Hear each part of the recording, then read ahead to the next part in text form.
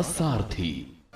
उद्धव ठाकरे को झटका, शिंदे गुट के पास रहेगा शिवसेना का नाम और धनुष बाण का सिंबल, ईसी का आदेश।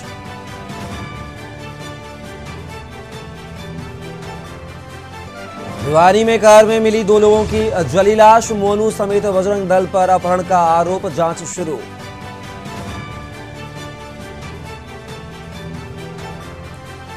कर्नाटक में भाजपा सरकार का बड़ा दाव, सीएम बोले रामनगर में होगा भव्य राम मंदिर का निर्माण।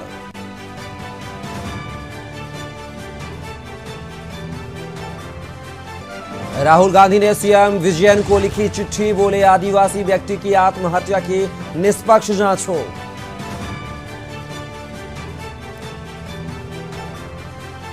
प्रियंका गांधी कर सकती हैं मड़ौली गांव का दौरा, पीड़ित परिवार से कर सकती हैं मुलाकात, आकस्मिक दौरे की तैयारी।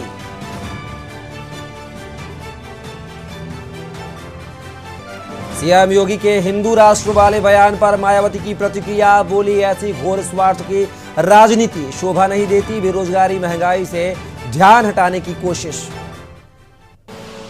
आप देख रहे हैं के न्यूज, खबरों का सारथी। नमस्कार, के न्यूज के फाइनल बुलेटिन में आप सभी का स्वागत है। मैं हूं कपिल मिश्रा और खबरों की शुरुआत करेंगे शिवसेना पर अधिकार को लेकर एकनाथ शिंदे गुट और उद्धव ठाकरे गुट के बीच चल रही खींचतान के बीच शुक्रवार को चुनाव आयोग ने बड़ा आदेश दिया है। चुनाव आयोग ने आदेश दिया है कि पार्टी का नाम शिवसेना और पार्टी का प्रतीक धनुष और बाण एकनाथ शिंदे गुट के पास ही रहेगा। चुनाव आयोग का यह फैसला जहां उद्धव ठाकरे गुट के लिए एक बड़ा झटका है, तो वहीं शिंदे गुट को बड़ी जीत मिली है। चुनाव आयोग के फैसले के बाद महाराष्ट्र के मुख्यमंत्री एकनाथ शिंदे ने कहा कि ये बाला साहेब ठाकरे और आनंद दीघे के विचारी के विजय हैं। ये हमारे कार्यकर्ताओं, सांसदों, विधायकों, जनप्रतिनिधियों और लाखों शिव सैनिकों की जीत है। ये लोकतंत्र की जीत है। दरअसल एकनाथ शिंदे के विद्रोह और उद्धव ठाकरे सरकार के पतन के बाद से ही दोनों गुट शिवसेना के नाम और धनुष बाण के चुनाव चिन्ह पर दावा कर रहे थे। जमीनी कार्यकर्ता है वो बाला साहेब ठाकरे के विचार का हिंदू हृदय सम्राट शिवसेना प्रमुख बाला साहेब ठाकरे जी के विचारों पर चलने वाली शिवसेना, यानी मुख्यमंत्री एकनाथ जी शिंदे, इनकी शिवसेना को शिवसेना का चिन्ह धनुष्य बाण और शिवसेना का नाम मिला है। अब ओरिजिनल शिवसेना ये एकनाथ शिंदे जी की शिवसेना बनी है। मैं एकनाथ शिंदे जी का बहुत बहुत अभिनंदन करता हूं। हम लोग पहले दिन से इस बारे में कॉन्फिडेंट थे, क्योंकि इलेक्शन कमीशन के अलग अलग पार्टियों के बारे में इसके पहले के अगर आप निर्णय देखेंगे तो इसी प्रकार के निर्णय उन्होंने दिए हैं। इसलिए मुझे ऐसा लगता है कि हमें जो विश्वास था, आज उस विश्वास को पूरे तरीके से बल मिला है और असली शिवसेना, बाला साहब के विचारों पर चलने वाली शिवसेना, ये एकनाथ शिंदे जी की ही है। राष्ट्रवादी कांग्रेस पार्टी उद्धव ठाकरे जी के साथ है। आज शिवसेना ये नाम और धनुष्य बाण ये चुनाव चिन्ह अगर मुख्यमंत्री शिंदे जी के पास गया है, फिर भी जो शिवसेना का ग्रासरूट जमीनी कार्यकर्ता है वो बाला साहेब ठाकरे के विचार का कार्यकर्ता है और वो उद्धव ठाकरे जी के साथ है। इसीलिए राष्ट्रवादी कांग्रेस पार्टी उद्धव जी के साथ रहेगी। मुझे यकीन है कि उद्धव ठाकरे जी कानूनी लड़ाई लड़ते रहेंगे और अंत में उनकी जीत होगी। खबर दिल्ली से है, जहां पूर्वी दिल्ली के ज्वाला नगर इलाके में पहले से चल रहे दिल्ली सरकार के क्लिनिक में अब होम्योपैथी की शुरुआत दिल्ली विधानसभा के अध्यक्ष रामनिवास गोयल ने की है।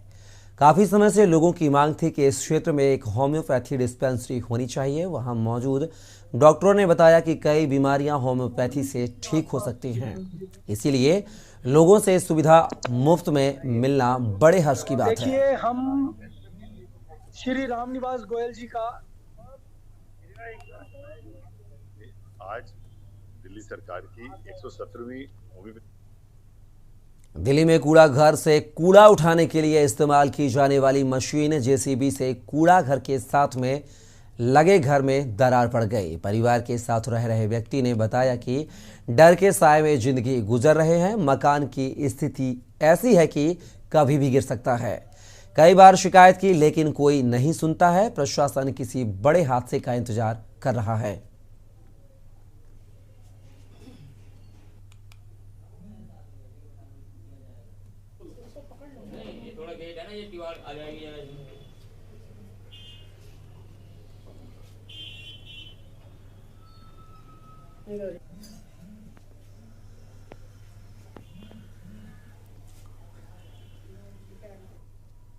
दिल्ली के भजनपुरा में दो पक्षों के बीच देर रात जबरदस्त तरीके से फायरिंग हुई।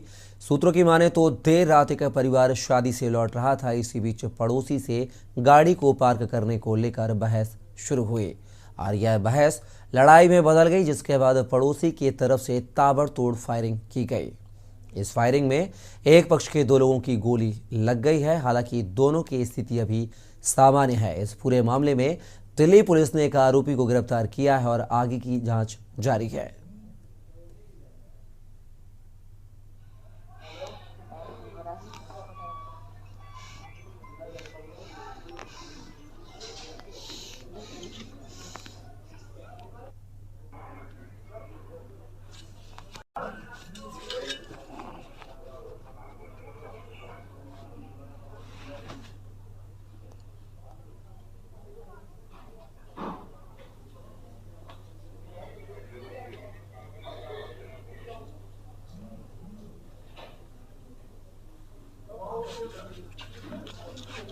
ऊपर कौन जा रहा है?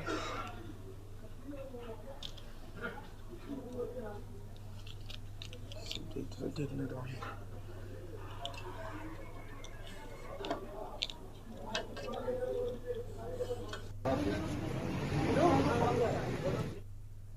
खबर रोहतास से है, जहां चिनारी थाना क्षेत्र में गाय घाट के पास कैमूर पहाड़ी से एक पिकअप वैन पानी भरे खाई में जा गिर गई, जिससे बड़ा हादसा हो गया।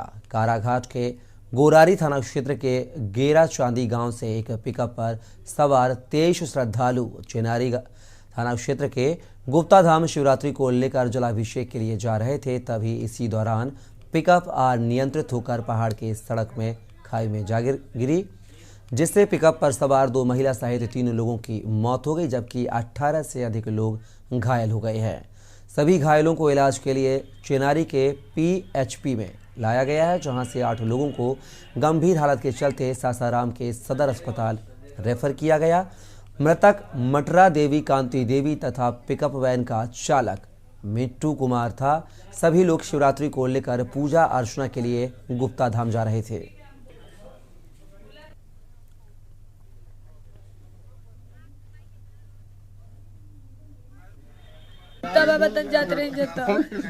पिकअप उलटा देना। कितना लोग रहन पिकअप पर? भाड़ा वाला पिकअप रहे? हैं? कहाँ के पिकअप रहे पता? अच्छा, यही के पिकअप रहे। कितना आदमी के मौत भेल बा? 4 आदमी के। 4 आदमी के मौत भेल बा? हमारे गांव के एगो ड्राइवर। 4 आदमी के? हम जाने के क्रम में एक गाड़ी गिर गई है, उसमें बहुत से घायल हमारे यहाँ PSC में आए हुए हैं, जिनमें अति गंभीर जो हैं उनको हम लोग रेफर कर दिए हैं सासाराम सदर। कितने लोग रेफर हुए? कम से कम 7-8 लोग रेफर किए हैं हम लोग। और कितना घायल हैं? और घायल कम से कम 20-25 लोग हैं। खबर रांची से है, जहां बीजेपी पिछड़ा वर्ग मोर्चा के प्रदेश कार्य समिति की बैठक हुई है। इस बैठक में बीजेपी OBC मोर्चा के राष्ट्रीय अध्यक्ष डॉक्टर के लक्ष्मण भी शामिल हुए। डॉक्टर के लक्ष्मण ने झारखंड सरकार को आदिवासी, दलित, पिछड़ा, युवा, महिला, किसान विरोधी सरकार बताया है। डॉक्टर के लक्ष्मण ने कहा कि सरकार गठन के साथ चाईबासा में आदिवासियों का सामूहिक नरसंहार हुआ है। सिद्धो कन्हू के वेशज रामेश्वर मुमू की हत्या, होनहार दारोगा रूपा तिर्की की हत्या, पशु तस्करी द्वारा संध्या टोपनो की हत्या, दलित नवयुवक संजू प्रधान की मॉब लिंचिंग, दलित देवू तूरी और सुनील गुप्ता की पुलिस कस्टडी में हत्या सहित कई मामलों ने सरकार की आदिवासी, पिछड़ा एवं दलित विरोधी चेहरा उजागर हुआ है। किसान गरीब विरोधी सरकार मनरेगा मजदूरों को रोजगार उपलब्ध कराने और लंबित मजदूरी भुगतान में सरकार नाकाम रही है। पिछड़ा विरोधी सरकार, पिछड़ों की हितैषी बनने का नाटक करने वाली सरकार बुरी तरह से बेनकाब हो चुकी है। पंचायत चुनाव के बाद अब निकाय चुनाव भी पिछड़ों को आरक्षण दिए जाने की तैयारी चल रही है। ऐसा लगता है कि निकाय चुनाव कराने की मंशा नहीं है। बीजेपी सरकार ने पिछड़ों का आरक्षण के लिए सर्वे शुरू किया था, जिसे हेमंत सरकार ने बंद किया है। राज्य सरकार ने अब तक पिछड़ों के आरक्षण सुनिश्चित करने के लिए ट्रिपल टेस्ट कमेटी का गठन नहीं किया है। साथ ही पिछड़ा वर्ग आयोग का गठन लंबित है। विशेष सत्र बुलाकर ओबीसी को 27% आरक्षण की घोषणा राजनीतिक धोखा है। किसान गरीब विरोधी सरकार मनरेगा मजदूरों को रोजगार उपलब्ध कराने और लंबित मजदूरी भुगतान में सरकार नाकाम रही है। युवा विरोधी प्रत्येक वर्ष 5 लाख युवाओं को नौकरी देने के वादों के अनुसार 3 साल में 15 लाख युवाओं को नौकरियां मिलती हैं, परंतु अब एकमात्र 357 लोगों को नौकरी देने की बात सरकार ने निर्लज्जता पूर्वक खुद स्वीकारी है। युवाओं को बेरोजगारी भत्ता देने में नाकाम रही है सरकार। सिर्फ भाषा और बाहरी भीतरी के नाम पर लड़वा रही है। राज्य में 90,000 से अधिक शिक्षकों के पद रिक्त हैं। पारा शिक्षक और अनुबंध कर्मियों को भी छला गया है। महिला विरोधी सरकार राज्य में अपराधियों और दुराचारियों के निशाने पर सबसे अधिक महिलाएं हैं। सामूहिक दुष्कर्म की 5,000 से अधिक घटनाओं ने राज्य सरकार को शर्मसार किया है। किसान गरीब विरोधी सरकार मनरेगा मजदूरों को रोजगार उपलब्ध कराने और लंबित मजदूरी भुगतान में सरकार नाकाम रही है। राज्य के 4,391 पंचायतों में से 1,517 पंचायतों में जून 2022 तक खर्च शून्य रहा है। किसी भी जिले में 10% लक्ष्य पूरा नहीं हुआ है।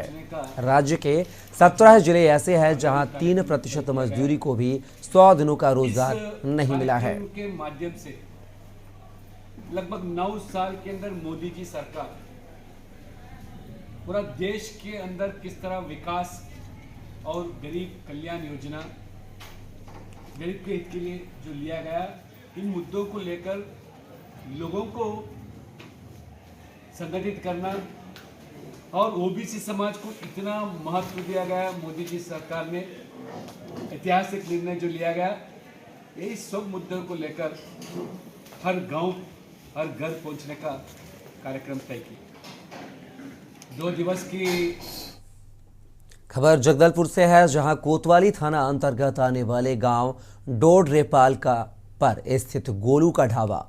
उन्होंने बताया कि वह 14 फरवरी को खबर की तलाश में डोडरेपाल की ओर गया हुआ था। तब उसे पता चला कि गोलू ढाबा में ढाबा संचालक गिरधर देवांगर के द्वारा सार्वजनिक रूप से अंग्रेजी शराब पिलाई जा रही है, जिसकी सूचना उसने थाना कोतवाली को दी, जिस पर त्वरित कार्यवाही करते हुए टीम ने सूचना को सही माना एवं ढाबा संचालक को गिरफ्तार कर थाना लाया गया। आपको बता दें कि कानूनी प्रक्रिया पार करते हुए ढाबा संचालक मुचलके पर रिहा हुआ। तत्पश्चात उसने 15 फरवरी को थाने में मोहम्मद अल्ताफ के विरुद्ध पैसे मांगने का आरोप लगाते हुए थाना प्रभारी को आवेदन दिया। गांव-गांव चलो, घर-घर चलो, एक अभियान लगभग देश के अंदर 1 लाख गांव पहुंचने का आज आगामी कार्यक्रम में तय किया गया है। इस कार्यक्रम के माध्यम से लगभग 9 साल के अंदर मोदी जी सरकार पूरा देश के अंदर किस तरह विकास और गरीब कल्याण योजना, गरीब के हित के लिए जो लिया गया, इन मुद्दों को लेकर लोगों को संगठित करना और ओबीसी समाज को इतना महत्व दिया गया। मोदी जी सरकार में ऐतिहासिक निर्णय जो लिया गया, यही सब मुद्दों को लेकर हर गांव हर घर पहुंचने का कार्यक्रम तय किया। 2 दिवस की बैठक के अंदर राष्ट्रीय स्तर पर ओबीसी मोर्चा और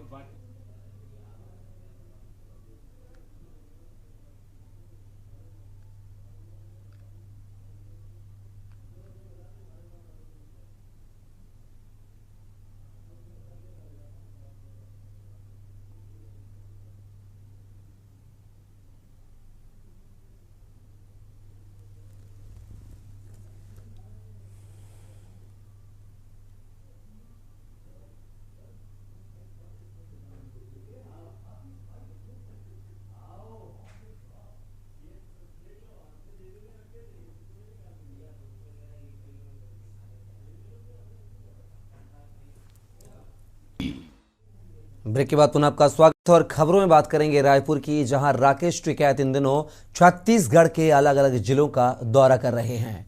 वहीं के न्यूज से चर्चा में टिकैत ने कहा कि हमें कई जिलों में जाने नहीं दिया गया। हमारे साथियों को चिट्ठी आई जिसमें लिखा अंदर माओवादी हैं, वहां आप नहीं जा सकते हैं। आपको बता दें कि पुलिस ने भी हमें जाने नहीं दिया है और हम हालात जानने के लिए जाना चाहते थे।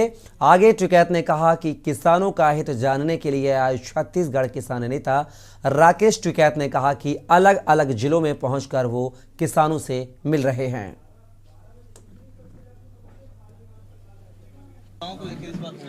यहाँ पे जमीनों का इशू चल रहा है। नया रायपुर बन रहा है, 1 साल से ज्यादा का आंदोलन हो गया। जो पैसे उनको पहले मिले भी थे, वो चिटफंड कंपनी थी, वो लेकर चली गई। रमन सिंह यहाँ के मुख्यमंत्री थे, वो उस कंपनी को लेकर आए। आज उन किसानों के पास में ना जमीन है ना पैसा है, वे पूरे बर्बाद हो गए। वो एक आंदोलन चल रहा, सरकारें उसमें बातचीत से उसका समाधान निकाल रहे। खबर भिलाई से है, जहां पिछले 30 दिनों से अब तक 4 बीजेपी नेताओं की हत्या के खिलाफ भारतीय जनता पार्टी कर रही है पूरे प्रदेश में विरोध प्रदर्शन। वहीं पूर्व विधानसभा अध्यक्ष प्रेम प्रकाश पांडे ने राज्य सरकार पर जमकर हमला बोला। आपको बता दें कि राज्य में कांग्रेस की सरकार बनने के बाद से लगातार आपराधिक एवं नक्सली घटनाएं बढ़ती जा रही हैं। कांग्रेस ने जो जनता से वादा किया था, चाहे वो गरीबों के साथ हो, नौजवानों के साथ हो, आदिवासियों के साथ हो, हरिजन समुदाय के साथ हो, मध्यम वर्ग, ओबीसी, सरकारी कर्मचारी, अधिकारी, हर वर्ग जो है आज जब उनसे परेशान हो गया, चारों तरफ आंदोलन हो रहा है और उस आंदोलन का नेतृत्व भारतीय जनता पार्टी के कार्यकर्ता विभिन्न जिलों में नेतृत्व कर रहे हैं। विशेष तौर पे आदिवासी क्षेत्रों में जहां आदिवासी समाज इनके खिलाफ हो गया है। खबर कोरबा से है, जहां भारतीय जनता पार्टी के कार्यकर्ताओं ने प्रदेश भाजपा के आह्वान पर पूरे प्रदेश में और जिले की 90 विधानसभा में और कोरबा के कई स्थानों में, जिनमें कटघोरा, पाली, तानाखार, राजमाता सिंधिया चौक, दर्री, उर्गा और कोरबा विधानसभा के गौ माता चौक में चक्का जाम किया। इस दौरान भाजपा नेता सड़क में धरने पर बैठे रहे। भारतीय जनता पार्टी ने कांग्रेस सरकार पर आरोप लगाया है कि प्रदेश की कांग्रेस सरकार नक्सलियों एवं अपराधियों की रोक पाने में पूर्णतः विफल है। प्रदेश में नक्सली घटनाएं बढ़ रही हैं। अभी पूर्व के दिनों में बस्तर क्षेत्र में बीजेपी के कई नेताओं की नक्सलियों ने निर्मम हत्या कर दी है। भाजपाइयों ने छत्तीसगढ़ की कांग्रेस सरकार पर आरोप लगाया है कि कांग्रेस सरकार में भ्रष्टाचार अपने चरम पर है, जिसका विरोध करते हुए आज कोरबा के 7 जगहों पर एक साथ चक्का जाम किया गया, ताकि जो छत्तीसगढ़ जिसे राम राज्य कहा जाता था, छत्तीसगढ़ जिसे शांति का प्रदेश कहा जाता था, अगर पुनः वो शांति प्रदेश लौटाना है तो मेरे को लगता है कि भारतीय जनता पार्टी के बारे में पूरी छत्तीसगढ़ की जनता सोच रही होगी। पिछले 15 साल में जिस प्रकार हमारी सरकार ने यहाँ पे एक राम राज्य का वातावरण निर्मित किया हुआ था, वह राम राज्य पुनः आए। और अगर नहीं लाते हैं यह भूपेश सरकार, तो हमारे भारतीय जनता पार्टी का एक कार्यकर्ता बस्तर की ओर कूच करेगा, वहां सड़क की लड़ाई लड़ेगा और वहां पहुंच करके एक बड़ा आंदोलन खड़ा करेगा, जिसमें नक्सली क्या, माओवादी क्या, भूपेश सरकार को उखाड़ फेंकेंगे। धन्यवाद। खबर जबलपुर से है, जहां नगर निगम में नए कमिश्नर स्वप्निल वानखेड़े ने पदभार संभाला। आपको बता दें कि शहर की आम जनता को नए कमिश्नर से बड़ी ही उम्मीदें हैं। जो नगर निगम में काम रुके हुए थे, उन कामों को नए कमिश्नर जो कि रीवा से जबलपुर आए हैं, उनके द्वारा रुके हुए काम जल्द से जल्द कराने की उम्मीद नजर आ रही है। और जो नगर निगम की योजनाएं चल रही हैं, उनको भी सुचारू रूप से चलाने में नए कमिश्नर का बहुत बड़ा योगदान रहेगा।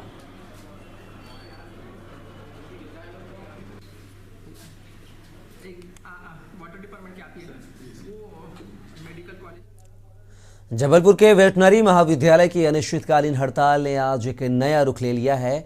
छात्रों ने सरकार के असहयोग के चलते आज पीआरसी प्रोविजनल रजिस्ट्रेशन सर्टिफिकेट को आग में फूंक कर अपने आक्रोश का प्रदर्शन किया है।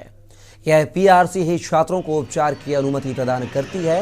ऐसे में छात्रों का ये कदम मामले की गंभीरता का विस्तृत चित्र प्रस्तुत करता है।